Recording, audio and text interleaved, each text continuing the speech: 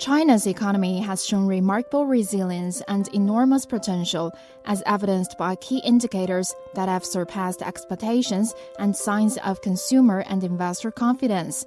A British expert says China's economic recovery is expected to inject vitality into the growth of many other countries. The engine is now primed and is going to move. So the expectation is that I think the Chinese economy will touch the kind of 4.95% and will continue upon that rate. And already we've seen quite a number of China delegations going out to Europe and also coming to the UK. And as soon as that's starting to happen, that means people from the UK will also start going to China. I think that will actually engender a kind of greater activity. So I'm confident. I think it could be a win-win for both of us.